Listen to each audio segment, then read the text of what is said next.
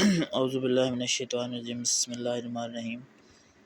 جماعت نام، سبجیکٹ اردو، سبق کا نام نعت۔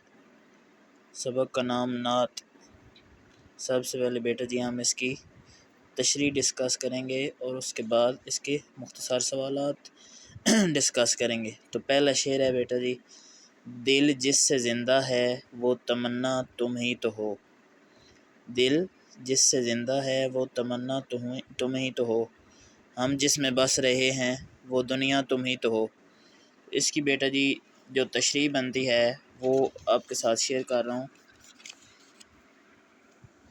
شعر نمبر 1 ہے۔ سب سے پہلے نظم نعت کا مرکزی خیال آپ کے ساتھ شیئر کرتا ہوں۔ اے نبی صلی اللہ علیہ وسلم، ہم آپ کی محبت میں جی رہے ہیں، سب کچھ آپ کے لیے پیدا کیا گیا ہے، آپ ہر چیز سے باخبر، بے سہاروں کے سہارے اور رحمت دو جہاں ہیں، یعنی آپ صلی اللہ علیہ وسلم دونوں جہانوں کے لیے رحمت بن کر آئے ہیں۔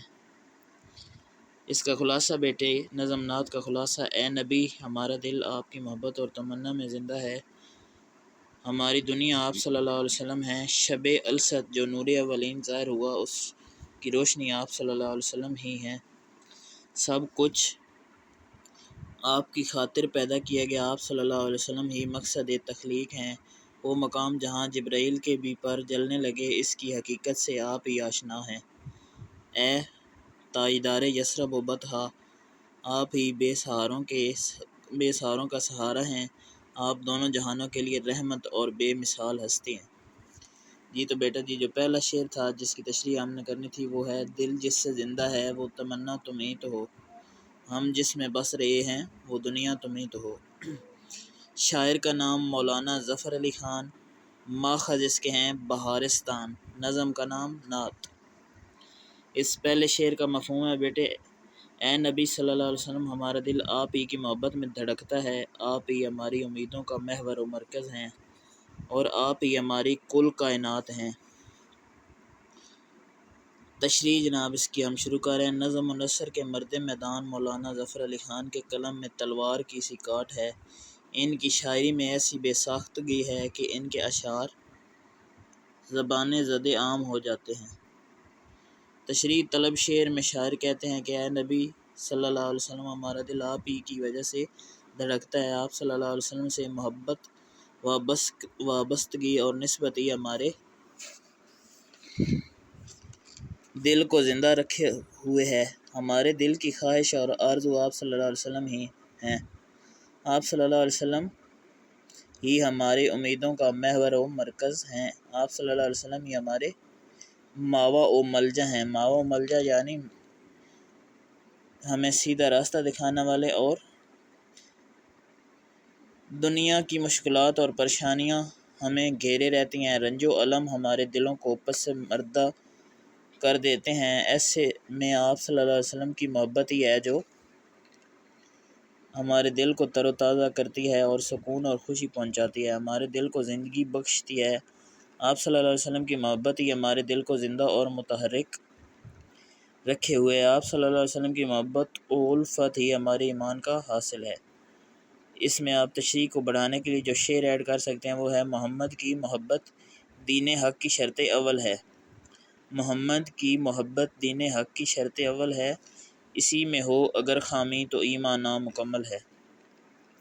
شاعر کا کہنا ہے کہ ہم جس دنیا میں جی رہے ہیں وہ آپ صلی اللہ علیہ وسلم ہی ہیں، یعنی آپ صلی اللہ علیہ وسلم ہی کے دم قدم سے ہماری زندگی کی رونقیں اور رعنائیاں ہیں، ہماری خوشیاں آپ صلی اللہ علیہ وسلم سے ہی وابستہ ہیں، آپ صلی اللہ علیہ وسلم کی ذات ہماری امیدوں اور آرزوؤں کا محور و مرکز ہے، آپ صلی اللہ علیہ وسلم ہی ہمارا سب سے بڑا سہارا ہیں، بلا شبہ ایک سچے مسلمان کے لیے حضور صلی اللہ علیہ وسلم کی ذات گرامی ہی سب سے بڑھ کر عزیز ہوتی ہے، اور آپ صلی اللہ علیہ وسلم کی محبت ہی اس کا جینا اور مرنا ہوتی ہے۔ یعنی اس پہلے شعر میں شاعر یہ کہنا چاہ رہا تھا کہ ہمارا دل جس آرزو جس خواہش میں جی رہا ہے، جس آرزو جس خواہش میں ہمارا دل زندہ ہے وہ آپ صلی اللہ علیہ وسلم ہے، کیونکہ آپ صلی اللہ علیہ وسلم ہی وہ واحد ہستی ہیں جو اس کائنات کی تخلیق کا باعث بنی ہیں، اور ہم جس میں بس رہے ہیں وہ دنیا تم ہی تو، یعنی یہ جو دنیا جس میں ہم بس رہے ہیں وہ آپ صلی اللہ علیہ وسلم ہی کی وجہ سے تخلیق ہوئی، تو یہ دنیا ہمارے لیے آپ صلی اللہ علیہ وسلم ہی ہیں۔ دوسرا شعر اس کا ہے، پھوٹا جو سینہ شب تار السد سے، پھوٹا جو سینہ شب تار السد سے، اس نور اولیں کا اجالا تمہیں تو ہو۔ سینہ جو سینہ و شب تار السد، یہ رات کی تاریکی کے درمیان کا وقت، جس وقت نور خداوندی ظاہر ہوا تھا، تو یہ اس کو تلمیح کے طور پر ایک لفظ کو استعمال کیا اس شعر میں شاعر نے۔ اس نور اولین کا جو سب سے پہلے نور ظاہر ہوا تھا۔ پہلے شعر کی طرح اس میں بھی نظم کا عنوان نعت، شاعر کا نام مولانا ظفر علی خان، ماخذ بہارستان، یعنی جس کتاب سے یہ نعت لی گئی اس کا نام بہارستان۔ دوسرے شعر میں یوم السد کی تاریک شب کے درمیان، یوم السد کی تاریک شب کے درمیان جب خدا کی ذات کا نور ظاہر ہوا تھا، اس نور کا اجالا آپ صلی اللہ علیہ وسلم ہی ہیں۔ اس شعر میں شاعر نے بڑی عمدگی سے شب تار السد کی ترکیب بطور تلمیح استعمال کی ہے۔ یہاں بتاتا چلوں بیٹا جی کہ تلمیح ہوتی کیا ہے۔ تلمیح ہوتا ہے، تلمیح کا لغوی معنی ہے اشارہ کرنا۔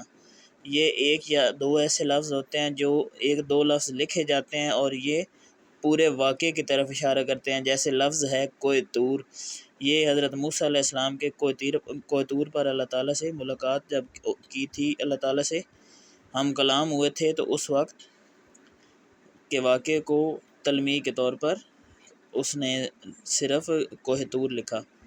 اسی طرح ابن مریم لفظ ہے، تو یہ حضرت عیسیٰ علیہ السلام کی والدہ اور یہ پورا واقعہ جو ان کا ہے، اس حوالے سے ایک لفظ جو ہے لکھا جاتا ہے اور وہ پورے واقعے کی طرف اشارہ کرتے ہیں، اسے تلمیح کہتے ہیں۔ تو شب تار السد کی ترکیب بطور تلمیح استعمال کیا ہے، جس میں اس مشہور واقعہ کی جانب اشارہ ہے جب اللہ تعالیٰ نے تمام انسانوں کو دنیا میں بھیجنے سے قبل یعنی پہلے ان کے ارواح کو جمع کر کے اپنی اطاعت و بندگی کا عہد لیا تھا، یعنی انسانوں کو اس دنیا میں اللہ تعالیٰ نے بھیجنے سے پہلے ان کی روحوں کو جمع کر کے اپنی اطاعت و بندگی کا عہد لیا تھا، اور اس کے ساتھ ساتھ رسولوں پر ایمان اور محمد صلی اللہ علیہ وسلم پر ایمان کا عہد و پیمان لیا تھا۔ خدا نے جب ارواح سے بطور گواہی پوچھا تھا کہ میں تمہارا رب نہیں ہوں، سب نے بیک زبان ہو کر اقرار کیا تھا، کیوں نہیں، بے شک آپ ہی ہمارے رب اور آقا و مالک ہیں۔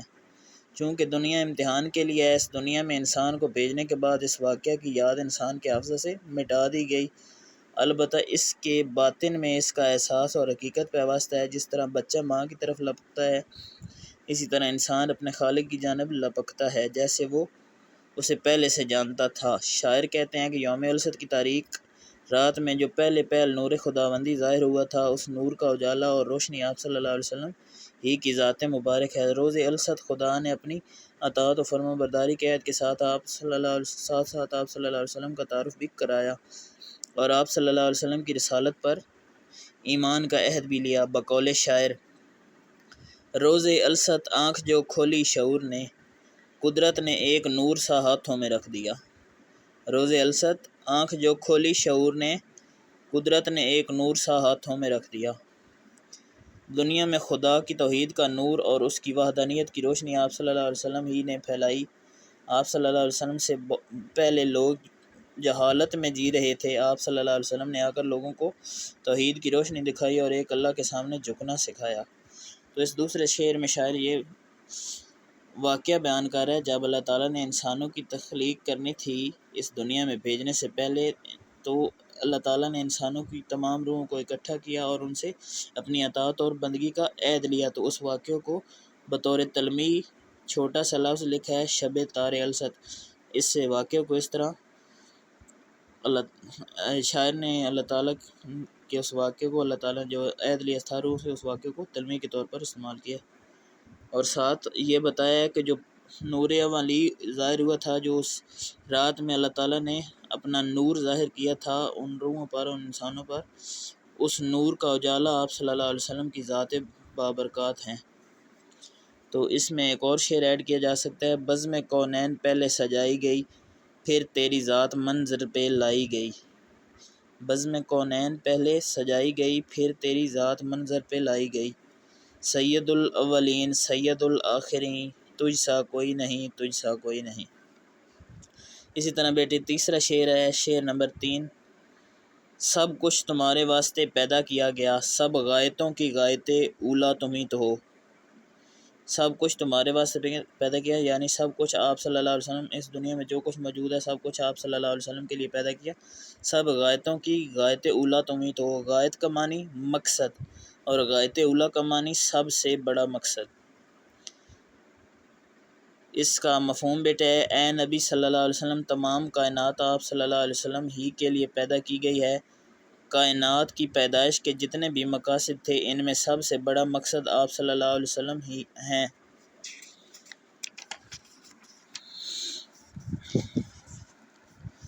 تشریح طلب شعر میں شاعر نبی صلی اللہ علیہ وسلم کی عظمت و فضیلت بیان کرتے ہیں۔ شاعر کہتے ہیں کہ آپ صلی اللہ علیہ وسلم وجہ تخلیق کائنات ہیں، آپ صلی اللہ علیہ وسلم ہی کائنات کی تخلیق کا باعث ہیں۔ سب کچھ آپ صلی اللہ علیہ وسلم ہی کے لیے اور آپ صلی اللہ علیہ وسلم ہی کی بدولت پیدا کیا گیا ہے۔ اللہ تعالیٰ نے جب کائنات کو بنانے کا ارادہ فرمایا تو سب سے پہلے رسول صلی اللہ علیہ وسلم کا نور تخلیق فرمایا، لیکن دنیا میں آپ صلی اللہ علیہ وسلم کا ظہور سب پیغمبروں کے آخر میں ہوا۔ کائنات کی ہر چیز آپ صلی اللہ علیہ وسلم کی خاطر بنائی گئی، ہر شے کو آپ صلی اللہ علیہ وسلم ہی کے دم سے ثبات ہے۔ اگر آپ صلی اللہ علیہ وسلم نہ ہوتے تو اللہ تعالیٰ کسی کو بھی خلق نہ فرماتا، یعنی پیدا نہ فرماتا۔ تو اس کے اندر جو شعر آپ ایڈ کر سکتے ہیں، زمین آسماں کچھ بھی پیدا نہ ہوتا، زمین آسماں کچھ بھی پیدا نہ ہوتا، نہ ہوتی جو منظور خلقت تمہاری۔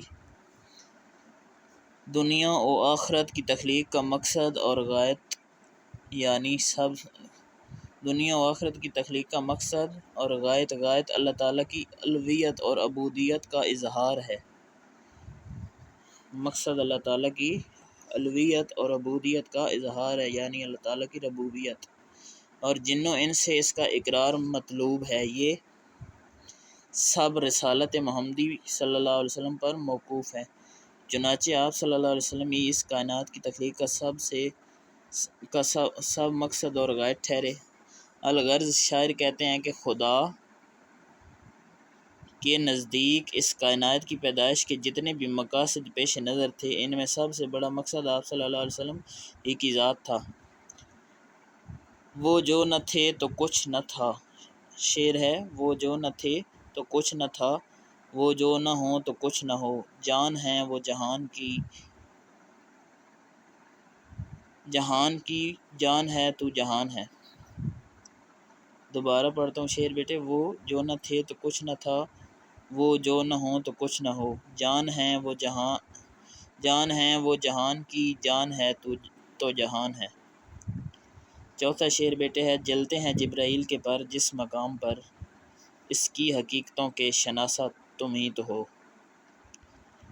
اس کا مفہوم بیٹے ہے، جہاں جبرائیل امین کے بھی پر جلنے لگتے ہیں، اس مقام کی حقیقت اور اس سے آگے کے اسرار آپ صلی اللہ علیہ وسلم ہی جانتے ہیں۔ تشریح طلب شعر میں شاعر واقعہ معراج کا تذکرہ کرتے ہیں کہ معراج میں آسمانوں کی سیر کے دوران میں 7ویں آسمان پر ایک مقام وہ آتا ہے جہاں آگے بڑھنے پر جبرائیل امین کے بھی پر جلنے لگتے ہیں۔ اس مقام پر نور الہی کی تجلیات اتنی زیادہ تھیں کہ جبرائیل امین جیسی نوری مخلوق بھی ان کی تاب نہ لا سکی، چنانچہ جبرائیل امین نے بھی آگے بڑھنے سے معذرت اختیار کر لی اور فرمایا، اس سے آگے میرے پر جلتے ہیں۔ اس مقام کو سدرۃ المنتہا کہا جاتا ہے جہاں تک کسی کی بھی رسائی ممکن نہیں، لیکن اے نبی صلی اللہ علیہ وسلم آپ اس سے بھی آگے تشریف لے گئے۔ عالم بالا میں آپ صلی اللہ علیہ وسلم کہاں تک گئے یہ آپ صلی اللہ علیہ وسلم اور آپ کا خدا ہی بہتر جانتا ہے۔ پھر خدا نے آپ صلی اللہ علیہ وسلم کو اپنے دیدار کی نعمت سے نوازا، یقیناً یہ بڑے فضل اور اعزاز کی بات ہے۔ چنانچہ شاعر کہتے ہیں کہ صرف آپ صلی اللہ علیہ وسلم ہی کی ذات گرامی اس مقام اور راستے کے اسرار و رموز سے واقف ہے۔ آپ صلی اللہ علیہ وسلم کی رسائی عالم بالا میں عرش الہی تک ہے۔ شعر ہے، خدا کے قرب میں جانا حضور جانتے ہیں، خدا کے قرب میں جانا حضور جانتے ہیں، وصال رب کا ٹھکانہ حضور جانتے ہیں۔ پانچواں شعر ہے بیٹے اسی نعت کا، گرتے ہوں کو تھام لیا جس کے ہاتھ نے، اے تاج دار یثرب و بطحہ تم ہی تو ہو۔ گرتے ہوں یعنی جو لوگ جہالت کے اندھیروں میں گرے ہوئے تھے۔ اے تاجدار یثرب و بطحا، یثرب مدینہ کا پرانا نام اور بطحا پتھریلی زمین یعنی مکہ کی جو پتھریلی زمین تھی۔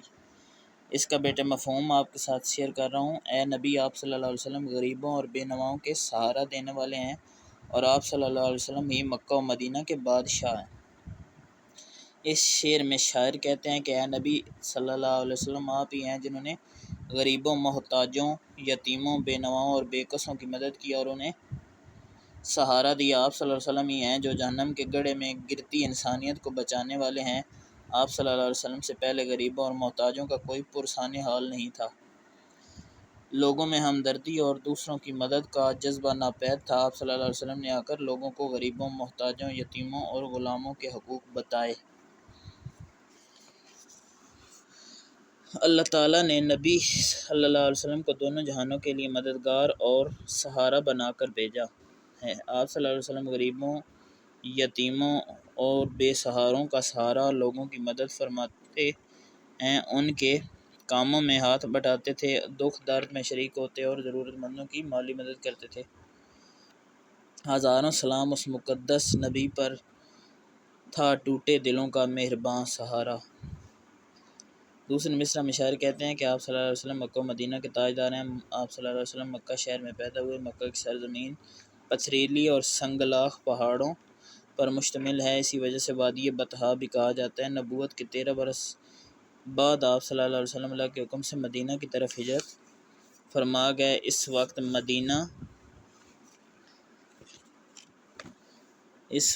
مدینہ کو یثرب کہا جاتا تھا، جس کے معنی مصائب کی جگہ ہے، لیکن آپ صلی اللہ علیہ وسلم کی یہاں آمد کے بعد اس کا نام مدینۃ النبی ہو گیا، جس کے معنی ہے نبی کا شہر۔ گویا آپ صلی اللہ علیہ وسلم کے قدم مبارک جب اس زمین پر پڑے تو یہ بابرکت ہو گئی۔ فتوحات کے نتیجے میں آپ صلی اللہ علیہ وسلم مکہ و مدینہ کے بادشاہ بن گئے، بلکہ پورا عرب آپ کے زیر نگین آ گیا اور عجم کے بہت سے علاقے آپ صلی اللہ علیہ وسلم کے ماتحت ہو گئے۔ آپ صلی اللہ علیہ وسلم نے اپنے حسن اخلاق، محبت اور تعلیمات سے عرب کے جہل، اجڑ اور گنوار معاشرے کو مہذب اور تہذیب یافتہ بنا دیا۔ غرض سارے عرب اور سارے عالم کو اپنی خوشبو سے مہکا دیا اور معطر کر دیا۔ چھٹا شعر ہے بیٹے اسی نعت کا، دنیا میں رحمت دو جہاں اور کون ہے، جس کی نہیں نظیر وہ تنہا تم ہی تو ہو۔ یعنی آپ صلی اللہ علیہ وسلم کے علاوہ اس دنیا میں اور کون رحمت دو جہاں ہو سکتا ہے، جس کی نہیں نظیر۔ نظیر کا معنی ہے مثال، تنہا، اکیلا۔ اس کا مفہوم ہے بیٹے اے نبی صلی اللہ علیہ وسلم، آپ کے سوا دنیا میں دو جہانوں کی رحمت اور کون ہو سکتا ہے، آپ صلی اللہ علیہ وسلم ہی وہ ہستی ہیں جن کی کوئی مثال نہیں۔ اس شعر میں شاعر کہتے ہیں کہ اے نبی، اللہ تعالیٰ نے آپ صلی اللہ علیہ وسلم کو رحمت بنا کر بھیجا۔ جس طرح اللہ تعالیٰ عالمین کا رب ہے، اسی طرح آپ صلی اللہ علیہ وسلم عالمین کے رسول ہیں۔ جس طرح خدا کی ذات العالمین ہے، اسی طرح آپ صلی اللہ علیہ وسلم کی ذات رحمت للعالمین ہے۔ ارشاد باری تعالیٰ ہے ترجمہ، اور ہم نے آپ صلی اللہ علیہ وسلم کو تمام جہانوں کے لیے رحمت بنا کر بھیجا ہے۔ آپ صلی اللہ علیہ وسلم کے تشریف لانے سے دنیا میں غریبوں، محتاجوں اور یتیموں کے دل کو راحت و قرار حاصل ہو گیا۔ آپ صلی اللہ علیہ وسلم سے پہلے انسانیت سیدھی راہ سے بھٹکی ہوئی تھی اور جہالت کے اندھیروں میں سرگرداں تھی۔ آپ صلی اللہ علیہ وسلم نے آ کر بھٹکی ہوئی انسانیت کو راہ راست پر گامزن کیا اور انہیں جہالت کے اندھیروں سے نکال کر ہدایت کی روشنی میں لائے۔ دوسرے مصرع میں شاعر کہتے ہیں کہ آپ صلی اللہ علیہ وسلم ہی وہ ہستی ہیں جن کی ذات و صفات کی نظیر پوری دنیا میں کہیں نہیں ملتی۔ نظیر یعنی کہ مثال۔ عموماً کسی انسان کی شخصیت اور عظمت بیان کرنے کے لیے کسی دوسرے مشہور بڑے انسان کی مثال دی جاتی ہے، لیکن رسول اللہ صلی اللہ علیہ وسلم کا مقام و مرتبہ کائنات میں سب سے اعلیٰ و ارفع ہے۔ آپ ہر اعتبار سے کامل اور اکمل اور مکمل ہیں، نہ کوئی اس کا مشابہ ہے، نہ ہمسر، نہ نظیر، نہ کوئی اس کا مماثل ہے، نہ مقابل، نہ بدل۔ یہ تھے بیٹے نظم نعت کی تشریح۔ اب جاتے ہیں ہم اس کی خالی جگہ کی طرف۔ شامل کتاب نعت کے متن کے مطابق مناسب لفظ لگا کر مصرع مکمل کیجیے۔ پہلی خالی جگہ ہے، دل جس سے زندہ ہے وہ تمنا تم ہی تو ہو۔ اس میں کیا لفظ آئے گا؟ تمنا۔ یہ تمنا۔ دوسری خالی جگہ، سب غایتوں کی ڈیش تم ہی تو ہو، تو اس میں آئے گا سب غایتوں کی غایت اولا تم ہی تو ہو، سب غایتوں کی غایت اولا تم ہی تو ہو۔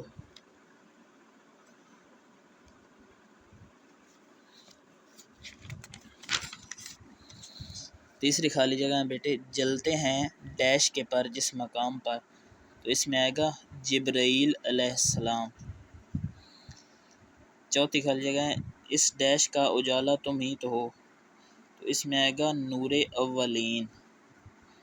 دنیا میں ڈیش اور کون ہے، اس کا ہے رحمت دو جہاں۔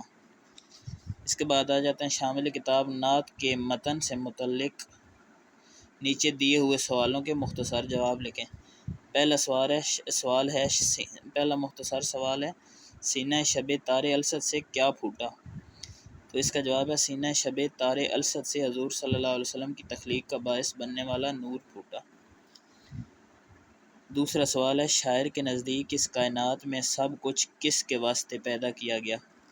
اس کا جواب ہے شاعر کے مطابق اس کائنات میں سب کچھ حضور صلی اللہ علیہ وسلم کے لیے پیدا کیا گیا۔ تیسرا سوال ہے، جلتے ہیں جبرائیل کے پر جس مقام پر کی وضاحت واقعہ معراج کی روشنی میں کریں۔ واقعہ معراج کی رات جب حضور صلی اللہ علیہ وسلم حضرت جبرائیل کے ساتھ سدرۃ المنتہا کے مقام پر پہنچے تو حضرت جبرائیل علیہ السلام نے عرض کی، یا رسول اللہ، اگر میں اس مقام سے آگے بڑھا تو میرے پر جل جائیں گے، یہ میری آخری یاد ہے۔ چوتھا سوال ہے، شاعر کے نزدیک آپ صلی اللہ علیہ وسلم کے ہاتھوں نے کسے تھام لیا؟ حضور صلی اللہ علیہ وسلم کے ہاتھوں نے گرتے ہوں کو تھام لیا۔ اس کا جواب ہے حضور صلی اللہ علیہ وسلم کے ہاتھوں نے گرتے ہوں کو تھام لیا۔ پانچواں سوال ہے، شاعر کے نزدیک جس کی نظیر نہیں ملتی وہ کون سی ہستی ہے؟ تو اس کا جواب ہے شاعر کے نزدیک حضور صلی اللہ علیہ وسلم کی نظیر نہیں ملتی۔ اگلا سوال ہے بیٹے، شاعر نے اے تاجدار یثرب و بطحا کہہ کر کسے مخاطب کیا ہے؟ تو اس کا جواب ہے شاعر نے حضور صلی اللہ علیہ وسلم کو تاجدار یثرب و بطحا کہہ کر مخاطب کیا ہے۔ اگلا سوال ہے اعراب لگا کر درست تلفظ واضح کریں۔ تو اس میں شب تار السد، پہلا لفظ ہے شب تار السد، شین کے اوپر زبر آئے گی، بے کے نیچے زیر آئے گی، پھر تار میں تے کے اوپر زبر آئے گی، اس کے بعد رے کے نیچے زیر تارے، پھر السد میں الف کے اوپر زبر، لام کے اوپر زبر، سین اور تے۔ اسی طرح آگے لفظ ہے غایت اولا، اس پر غین کے اوپر زبر آئے گی، پھر تے کے نیچے زیر آئے گی، پھر الف کے اوپر پیش آئے گی اور پھر لام کے اوپر کھڑی زبر آئے گی۔ اسی طرح آگے لفظ ہے یثرب و بطحا، یثرب میں یہ کے اوپر زبر آئے گی، سے کے اوپر شاد آئے گی اور اس رے کے اوپر زبر آئے گی، اور پھر بطحا میں بے کے اوپر زبر آئے گی، پھر ہے کے اوپر زبر آئے گی۔ اس کے بعد نور اولی میں نون کے اوپر پیش آئے گی، رے کے نیچے زیر آئے گی، الف کے اوپر زبر آئے گی، واو کے اوپر زبر اور شد آئے گی، لام کے نیچے زیر آئے گی۔ اسی طرح آگے لفظ ہے رحمت دو جہاں، تو اس میں رے کے اوپر زبر، میم کے اوپر زبر، تے کے نیچے زیر، دال کے اوپر زبر، جیم کے اوپر زبر، ہے کے اوپر زبر۔ تو یہ بیٹے تھے سبق نعت کی تشریح اور اس کی مشق۔ آج ہم نے ڈسکس کیا سبق نعت کی تشریح اور اس کی مشق۔ انشاءاللہ نیکسٹ لیکچر میں آپ کے ساتھ ملاقات ہوتی ہے نئے سبق اخلاق حسنہ کے خلاصے کے ساتھ اور اس کی مشق کے ساتھ۔ سلامت رہیں، آباد رہیں، اللہ حافظ۔